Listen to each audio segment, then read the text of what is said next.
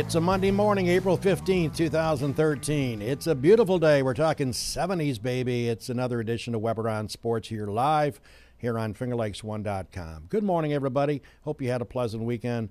I know golfers had their sad tales of woe, even though the Masters was great, so you had a chance to watch a lot of that. We had to scratch some golf matches because of the miserable rains, but they're talking like 70 today, and they're talking like 70 a couple days in a week. But then next weekend, they're talking like high 40s. So it's amazing that people can't catch a flu within 24 hours of living here in the beautiful Finger Lakes. Good morning, everybody. It's the dog with you. We have a special guest on. We're going to Wayne County this morning, talking to a friend of mine who I've had a chance to meet several times at Newark Pilot baseball games. And I met his wife, ironically, at the Turning Stone Casino a couple weeks ago, and it gave me thought to have Peter come on. Peter Blandino joins us this morning via the car, via the cell phone. Peter, good morning. Welcome to the show. Yes, sir. Good morning, Harold. How are you today? I'm doing great on a Monday morning. First off, I should point out that Peter is the mayor of the village of Newark over in Wayne County, and I understand, Peter, you were born in Lyons, New York, correct? Yes, I was. Yep, I lived in Lyons, New York until my wife and I were married in 1969. So we've been together for almost 44 years. Well, God bless my wife and myself. I was born in Lyons in 1945 above the old firehouse over there. It's no longer there, obviously, but I was born on top of the old firehouse. My mother, we had an apartment living up there, and I don't remember it because my mother moved us when I was 2 back in 1947 to Seneca Falls. So we do have a connection there. Of course, the home of Jim Boeheim as well. Peter, let's talk a little bit about the village of Newark. Obviously, the first question is, you being the mayor, how long have you held that job as mayor? Well, I was elected a trustee in 1997, and I've been mayor elected 3 times since 2001. Well, it sounds good, and certainly I am told, doing some research before this interview, Peter, that like a lot of small villages and towns, you certainly face a lot of issues, economically speaking, trying to keep the tax rate. I notice you're not having an increase for the village residents over there. But there's important things to talk about with industry. You certainly got things moving in the right direction. Talk a little bit about you and your board that has attracted businesses and maintained the ones you've got. So that's pretty important as well. Well, we've been very, very fortunate. We've got some great businesses in our village that basically were recession-proof. We've got IEC, who's just doing a tremendous resurgence with their employee count. They're very, very close to 500 employees in the village. We've got Ultralife. They're a very strong company, somewhat tied to the defense industry, so, sometimes that's a roller coaster. Mako Bags has been a great addition to our village in the last 6 or 7 years. And we've got Spinco that's just been here for many years. Those are about the 4 major employers that we have. We're also blessed to have the home of Wayne County ARC, of course, our hospital. We've got Wegmans. So all in all, we've got a lot of small businesses here, a lot of machine shops, and all in all, if you count all the people working in the village at the various hospital and things like that, the school, we probably got close to 4,000 people, if not more, working in the village. That's awesome. I would be remiss if I did not give you a chance, Peter, to mention your board members that assist you in the operation of that village. Why don't you run down who's on your board? Okay, our deputy mayor is Kurt Wirtz. Kurt is a retired school teacher. He's been on the board with me for over 10 years. He's very, very dedicated prior to being on the board, and he was on the planning board for well over 15 years. So he's very dedicated to our community, and he brings a lot to our board. We then have a gentleman just elected 2 years ago, John Zorno. John is somewhat of a historian in our village. Again, he's lived in the village his entire life. He's retired from Eastman Kodak. He was a newspaper reporter for our local newspaper, very, very involved in our historical society, our library system, And again, he's just a very, very good asset to draw information from on our village board. Then we also have the trustee, Helen Blandino, and Helen, the name is the same. She's my wife. She was elected here a few years ago, and Helen worked the majority of her adult life as at the state school, an administrative position. She had several ladies that were in a secretarial pool that she worked there for well over 36 and a half years.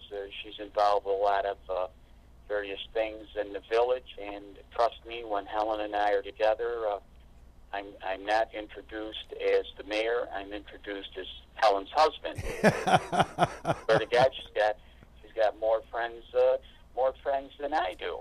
Well, that's usually the typical case. Behind every successful man is a woman that drives them for success, and it's a better woman in the background. And they're not in the background anymore, especially with my Sicilian wife. And by the way, you mentioned 44 years with you and Helen. My wife Mary and myself will be looking forward to celebrating in a few weeks our 47th wedding anniversary. Wow. That's pretty scary, too. She needs a gold medal and a trip to heaven, which I know she's already got ticketed. So that's just the way. I agree. That's right. They both earned it. They did. The last board member we have is our newest board member. He's a young man, Jonathan Taylor. Just extremely happy that he was able to win his election. He's a young man. He's got a young family. Very connected with the younger crowd. Works very hard. Extremely well educated, and he surely brings that mix that you need in a board to not to become over complacent and to really try to really continue to think of the future. And all in all, we've got a fairly diversified board, and we all try to come together to help our village be successful. Well, obviously, from what I've been doing on my research, you obviously have done a very good job. Let's talk about schools. I got some notes from your good friend, Bob Ullman. Your school districts are very successful. They're modernized. You got to be pretty proud of the schools and the way they are set up and the way they operate day in and day out, trying to bring an education to the fine students in the Newark area. No, the school system is led by Henry Hahn.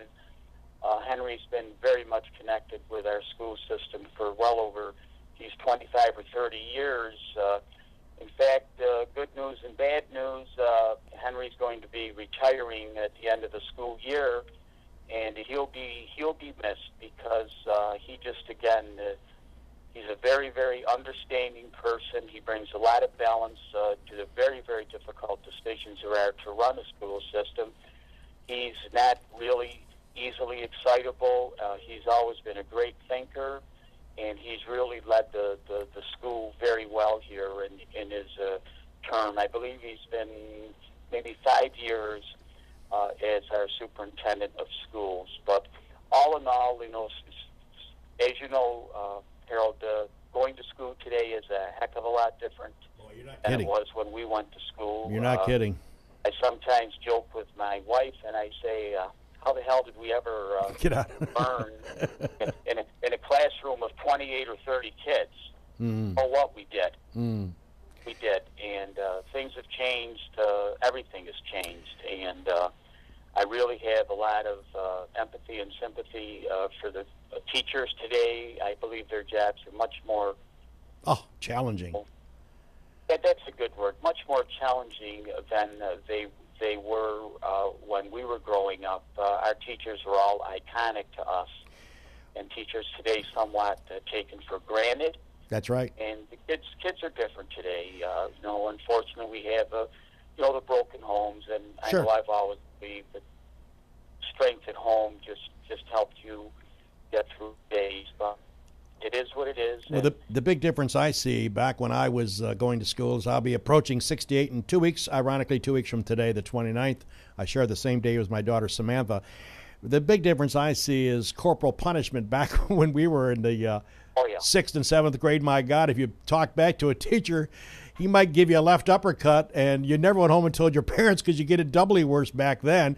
And I find it ironic, even though we made it through that toil of pain, teachers had more leeway with cracking down, no pun indicated, with their students. And I lived with a tough stepfather, and there's no way, Peter, that I was going to go home for mouthing off to a teacher after he just kind of just slapped me in the back of the head in anger, that I would have complained about it, because I would have got it doubly worse when I arrived home on 18 Spring Street here in Seneca Falls. I think the key of teachers today, and Jimmy Senecropi, who's the owner of FingerLakes1.com, I know his sister Lisa is a teacher. I'm amazed that teachers now can't look at a student cross-eyed, or the attorneys in the principal's office at 5 o'clock. That, to me, is the biggest change. And I'm not condoning teachers hitting students, but we got through it somehow when we mouth off, and it's ironic that it's changed 360 degrees since then. Yeah, and I was kind of laughing along with you because you brought back so many memories. Oh, but, God. I can add one thing to that, too, from my perspective. Sure. And this always would come from my mother. If I had to bring a note home from school or Right. something like that, Right. she would immediately tell me that, how bad she felt, Right. that I had embarrassed Mm-hmm. her and my dad. Right. And my job was to go and tell Mr. Graham tomorrow how very sorry I was, and that wouldn't happen again. So the shame that Oh, yeah. she gave me, I think I would have rather have had her broke a board over my head because I knew I hurt her. Yeah. And that was the way she dealt with my brother and I. And I mean, but again, that's strong family values. Mm-hmm. And it really meant a lot to you, and it helped you to build character. Peter Blandino's our special guest via phone, the mayor of the Village of Newark. And Peter, I have a long association with the Village of Newark. When I was doing WSFW play-by-play, I used to make a trek over to your village at least a couple of times a week, probably 3 or 4 times every couple of weeks, to do basketball and football games. And one of my all-time friends, the basketball coach, which was notorious for winning, Gary Miller, was the coach of basketball there for years and years and years. And I got to know him very well, and I always used to look fondly toward driving to Newark and to cover that basketball team, because you guys, even though you still got a great basketball and you got a great sports program over there, but I always recall the basketball program. You guys used to funnel those kids from your Catholic schools, and it was amazing. And we used to eat at some of those restaurants over there, so I have a fond memories of going to Newark an awful lot during my broadcasting of play-by-play. Those were some good memories. Well, they sure were. As you indicated, we truly had, great sports coaches. Gary was good going way back to our early days. We had Mr. Tebow, and I know that the rivalry between Lions and Newark, between our coach Blackwell and Newark with Coach Tebow, they were bitter enemies on the basketball court and the best of friends off the court, and that's just the way that was. And Gary continued to take that forward, and it's just the same as our other coaches have. Just maintained a great basketball program. Our football program was always strong. My good friend Lenny Colavito, he just did a phenomenal job with Newark for well over 25 years, as well as prior to him, Coach Green. So you're right. We've been very, very blessed to have very dedicated sports coaches. Ron Ceravolo, he was outstanding, winning a championship here, and now Coach Havarilla is going to continue he's just going to continue the legacy and hopefully bring us a championship very soon. Well, Peter, a lot of villages, a lot of towns, a lot of cities have baseball teams, football teams, and they work with them. They try to support them economically when they can, when the budget allows that. But not only from the budgetary standpoint, there's also a passion of being involved with a team. And Bob and Leslie Omans are good friends of myself and Jimmy, and they're excellent friends of yours. And the Newark Pilot baseball program is second to none. I know I've been accused of going over the top because of my friendship with the Omans, but I see you there a lot, and I see the passion that you have for that wonderful franchise. And, you guys in Newark and the administration have done so much for the Omans, and they really appreciate everything you do and you continue to do. Talk a little bit about your relationship with the Omans and what an amazing franchise Colburn Park is for that village, because I know I've told this 1,000 times on this show, and I'll say it another 1,000 times. You're going to be hard-fetched to go around this country and find a better, cleaner, more suitable, more customer service oriented than the Omens do for that baseball franchise. Phenomenal association. Talk a little bit about what the Omens have done for that village.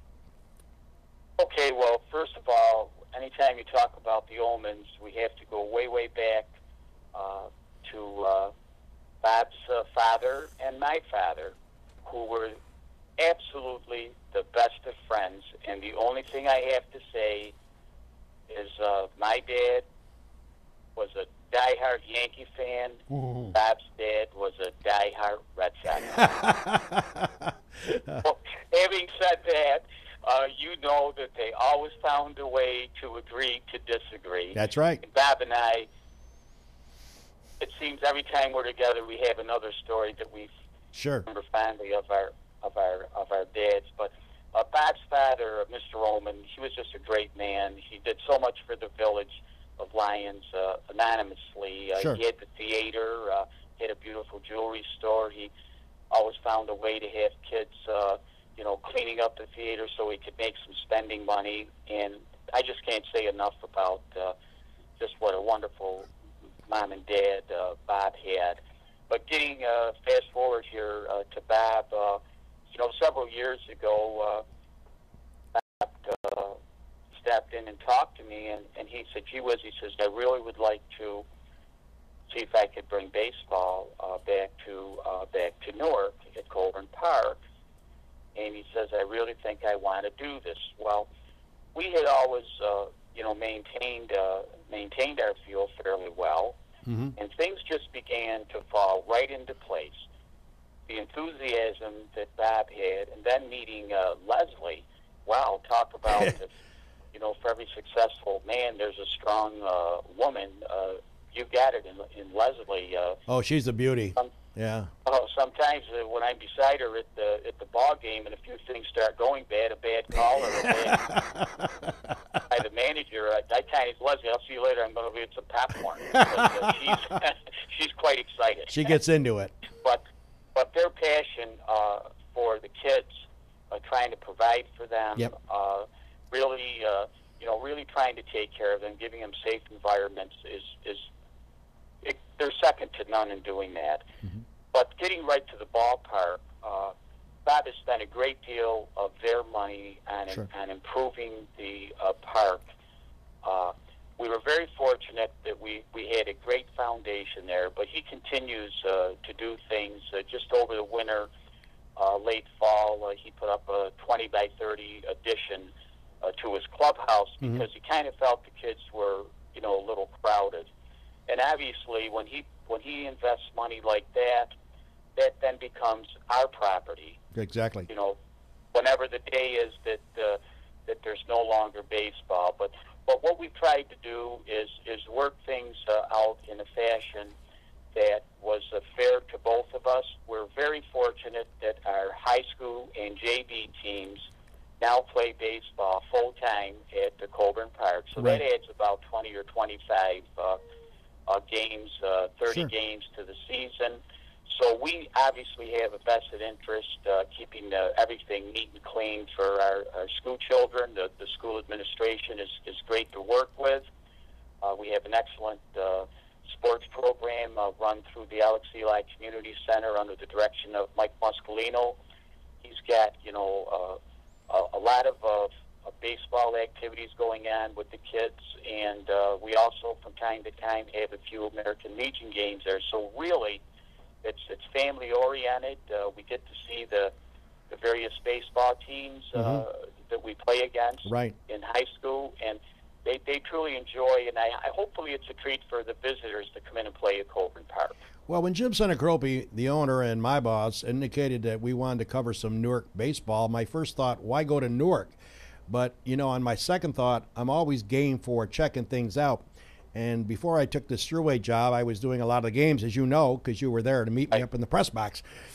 I couldn't figure out why Newark. Well, as I drove over to Colburn Park, I pulled up and drove up that driveway, the incline. And as I pulled up the incline, I turned to Jim and said, what I'm really awestruck about Newark's Coburn Park is the signage. It was neat. It was clean. It didn't look like 1950 versions. A lot of ballparks never update the signs and keep them clean. To me, I'm anal about certain things. Jim will be the first to tell you that, and my wife Mary will testimony as well. I saw the signage and how clean and how neat and how represented it was to sponsors. I thought, my God, this is neat. This is really impressive. And I got out of my car and I was looking around. I couldn't find a paper on the ground. The cleaning crew was doing their job. The Ullmans were out there and mingling with the fans and talking to the customers. If somebody had a problem, they took care of it. The concession stand, second to none. The field, manicured like Yankee Stadium. It was just amazing to me. The only complaint I've ever had with Bob and Leslie Ullman doing play-by-play was somehow to block the sun in left field. Because the sun comes up in a way that you're hard to catch the ball out in left field. The Ullman said they might start the games when I come back and do one, maybe at 10 o'clock at night. That would prevent the sun coming down. But it's kind of funny. We have a good relationship. And I got to admit, I had not met Leslie. I knew Bob before his wife, Leslie. And I remember in the press box hearing this voice, come on, do it, or something in not a most pleasant fashion about an umpire's call. And I looked down and I saw this young lady, and I used the term young because she is young, a lot younger than I am because I probably got belts older than Leslie. And I said to somebody in the press box, who is that? She goes, that's one of the owners, Leslie Ullman. So I went down and introduced myself. We've been friends ever since. And I like the passion, the fire, the gutness. I love the fact the Ullmans are there game in and game out. They make road trips. They get home at 2, 3 in the morning with their team. They make it part of their passion. And they could probably sit in a hotel suite in Newark, enjoy a cocktail and shrimp cocktail and enjoy life. But they're involved to the T. And I love that about the Ullmans. And they really care about the fans that turn out. And you can tell, Peter, by the attendance figures. They do a great job.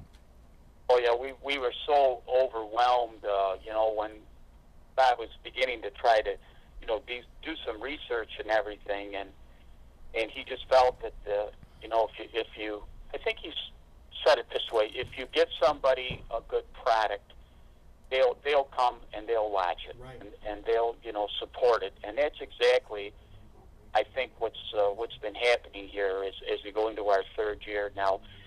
I think the word is spreading because I believe, and I could be wrong, I don't know the exact number, but I believe we're going to have 12 or 13 Division I school athletes come to Newark this year to play, which, we got kids from the University of Pennsylvania, Penn State, Valparaiso, BYU, University of Kentucky. So that means that the word about our team and the Ullmans as custodians of the team is really getting out there across the country, and that just makes you feel great for Bob and Leslie. Hey, a couple of quick notes before we wrap it up. May 1st, don't forget, Coburn Park will be hosting, along with the Ullmans, St. John Fisher's coming and playing RIT at 7 o'clock at Coburn Park. And that, of course, will have hotel rooms. There'll be some restaurants busy in your area. That's going to be like a NASCAR weekend, so we support that. Look forward to seeing that game take place. And also the Perfect Game Collegiate Baseball League All-Star Game will be in Newark this year. Once again, Peter, that will fill up some hotel rooms, et cetera, et cetera. People will be spending money, going to restaurants, going to bars, and that's a good thing all the way around. Right. That All-Star Game is July 24th. The official season opens up against Elmira on Wednesday, June 5th, and I think they told me they've got a scrimmage game or the day before. I don't think that's in Newark. I think they're going somewhere to have just a scrimmage game. Good. Just to get everything set. But we're really hoping that this is going to be another successful year. We'd like to, we won the championship our first year. Exactly. And weren't so lucky last year, but I know that we're going to try very, very hard to win this year. Well, Peter, thank you. With your busy schedule, thanks for carving out 30 minutes to talk to Weber on Sports here on a Monday, the 15th of April. We appreciate your time. Say hello to your pretty wife, and hope she got lucky at Turning Stone Helen for me, and we'll look forward to having you come back on the air in a few months and give us some updates. Okay, thank you so much. You take care. All right, Peter Blandino, ladies and gentlemen, the mayor of the village of Newark, in between his administration, working with the baseball park and all the things that he's done from working as the mayor, kudos goes out to him as well. So, and all of his board as well. So we appreciate him taking time out to talk to us here on the program. And by the way, before we take our commercial break here on the Weber on Sports, we'll come back and we'll finish our show with the Masters talk. Let's send out a kudos, a couple of birthday wishes. Goes out to Brad Jones, my good friend today, is 62, baby. Social Security, he told me this morning, he's going to wait a few years to collect. Yeah, not such a good idea, Brad. Take the money now, baby. You never know what's going to happen in 4 years. Hopefully you'll be around to 100. Speaking of 100, my mom, she's not 100, 92 today. Bridabelle, my dearest mother, turns 92 years young today. We're looking forward to having lunch with her in a couple of hours. This is Weber on Sports. Hope you enjoyed the interview. We'll come back, talk Masters. Let's hear from the great people that make this show possible.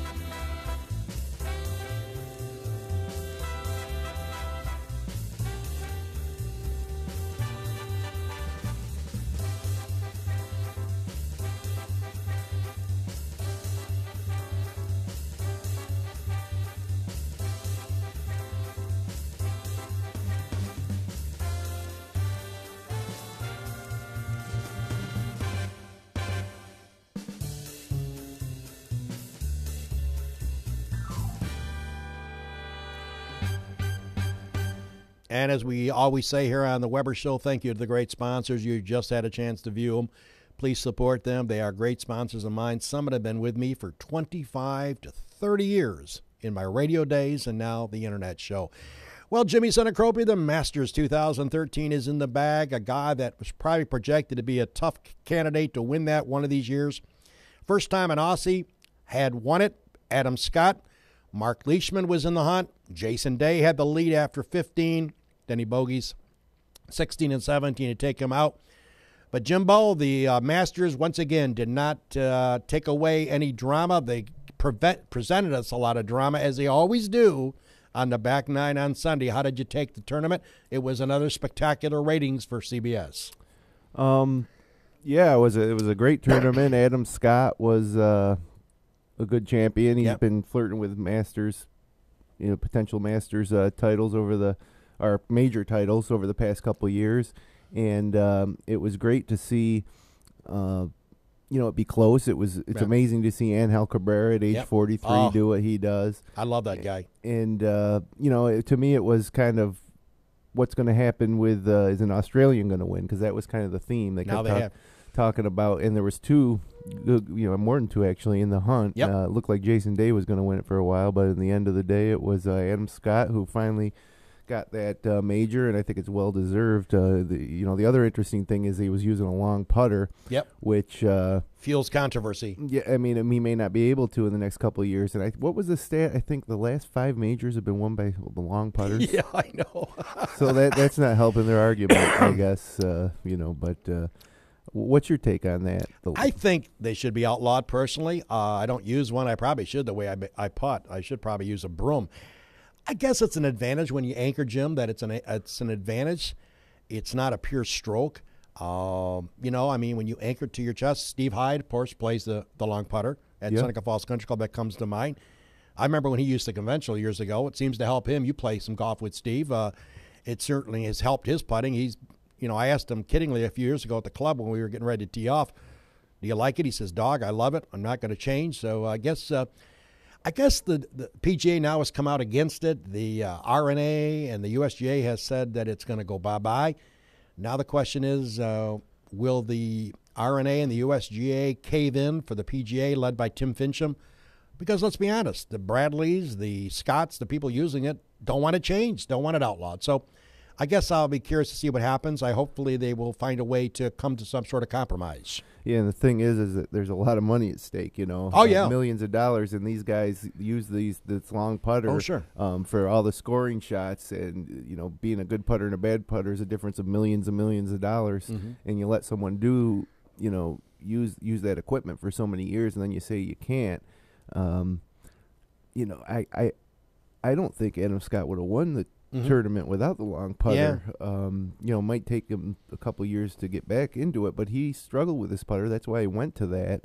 And it's when they disallow that, you might see a lot of familiar names not up at the top of the leaderboard anymore. What's amazing me about Augusta, then we'll wrap this baby up, is the fact that there was 0 wind yesterday, steady rain, nothing to stop play. They had no wind. The greens were holding. You could slam them in there. Of course, the pins were tucked. But it is amazing. Without any wind, that winning score was just 9 under par. Yeah. When in most tournaments with no wind, these guys go 23 under, 24 soft under. Soft greens, too. It's slow. amazing to me how the Masters can do it without really, well, they trick up the course. They obviously can trick it up by moving the flags to places you can't get to. But it's just mind-boggling. A steady rain, never in trouble of canceling or closing it or shutting it down. But they still kept the score at a manageable, I like it, 9 under par. So That's a great tournament. What about Tiger? I got to ask you before we go. What do you think about? I don't know. I have penalty? mixed views on this. My first view is they were worried about getting rid of him, disqualifying him. He had signed his scorecard, the illegal drop. The Masters kept saying there is a part of the rule that you can make a determination giving him 2 versus a disqualification. I just wonder, Jim, if that was you, a touring pro, without the name of Tiger Woods, whether you had been DQ'd. My only question is, did they show favoritism because he's number 1 in the world? He's won 3 tournaments this year. He was a heavy prohibitive favorite to win the Masters. My only argument with the ruling is, could they have done that across the board? They say they would have, but would they have? Well, CBS certainly didn't want him disqualified. Oh, of course. It's a ratings. I haven't seen the final numbers, but last night on ESPN they said it was one of the all-time most watched Masters again. Yeah, really, Tiger wasn't too big of the story. Right. He's got to a slow start on Sunday and, was never really within striking distance. I guess my argument, Jimmy, is would they have done that to everybody on the tour that was in that tournament? It's a good question. They say that the ruling was correct. Yep. So I think a lot of players may have disqualified themselves without even going through all that. But David Duval, former major champion, had tweeted about Tiger saying that he should, for the sake of the game, WD'd. Obviously, Tiger did not. I don't know. I got mixed views. I guess it's okay, but I just wonder whether it would have been fair across the board to all the rest of the players. Would they have done the same thing? And the other thing is they say, Tiger should know the rules of golf. It's a drop, a water hazard. I know the rules there. Right. And so you say, well, it's only 2 feet. Who cares? Well, when you're Tiger Woods and you'd say, I'm going to drop back 2 more feet, you can be pretty confident, that you need those 2 yards with the club in your hand. Exactly. He hit the pin the first shot. Oh, that was so he figured I'll move back 2 feet. That way it won't hit the pin. He's so good, and all these players are, that dropping 2 feet forward or to the side or whatever does make a difference in the outcome of their shot. So my final comment before we wrap it up, I am surprised the Augusta National Committee and all of the security people around that course. I've been there twice in 79 and 80, actually covering the tournament for WSFW. I am amazed they still let these loudmouths that have had too much beer yell out like you see every week on the tour, "Get in the hole!" And I still hear it at the Augusta National. I'm amazed that they haven't figured out, and Augusta is tough. If you shoot your mouth off, they just yank you, take your badge, you never come back. I'm amazed they still allow that to happen. I heard it a lot over the weekend where you got a couple of lunatics that have had 14, 12-ounce glasses of beer. And guess what? I'm amazed that the Augusta National Committee has not found a way to identify who these loudmouths are and throw them out. Yes, it's okay to do it at San Diego, but it should not be okay to do it at Augusta National, which is the classic major of all majors. So that's my final comment. A couple thoughts before we get up there here. Finger Lakes 1 did 10 Newark Pilots baseball games last year, and we did 2 Newark varsity basketball games this year. And every single game, Peter Blandino and his wife Helen were there. Oh yeah. And everybody seems to really enjoy their presence. Yep. And I think one of the reasons that the community involvement in Newark in whether it's baseball or the high school sports is really something. And I think that a lot of people take their lead from the mayor and his wife. I was really impressed by seeing them, and I'm glad that he came in and stopped in. And the other thing is, one of our sponsors, Seneca Falls Country Club, $20 for 18 holes in the month of April. Nice. So that's with a cart. So we're looking at some good weather this week finally, and so for just $20, you can go down, play 18 holes with a cart, grab some lunch. And by the way, we're looking on for future guests. If you would like to come on the Weber Show, please, this is an open invitation. If you want to come in and talk about anything you'd like to talk about, we'll be more than glad to arrange a schedule for you to come in and be a part. We'll get you on the couch across from where I am right now. But again, please let me know if you'd like to come on. Future guests, we're trying to get Paul Hellstrom, the dog and Paulie, bring Paulie back and find out what's going on in his life. And I'm sure he's got some opinions on the world of sports. Also, we're trying to land Brittany Anderson, the all-time leading scorer in Miners Academy, and a phenomenal athlete she is. We're going to try to line her up on a future Monday. So those are a couple of plans we have, and also we'll be looking for bringing additional guests. Once in a while, you might have just me, as I would like to just ramble on about 58 topics that I haven't had a chance to because we have a lot of guests. But that's okay. We'll get to there some one of these weeks. Well, ladies and gentlemen, once again, happy birthday goes out to Brad Jones, the big 62 today, and to my mom, 92 years young today. I'll check you out in a couple hours, Mom. Again, thanks to Peter Blandino, the fine Mayor of Newark, joining us here on the Weber Show, and thanks to all of our great sponsors. Until next week, everybody, take care. That's a look at sports my way.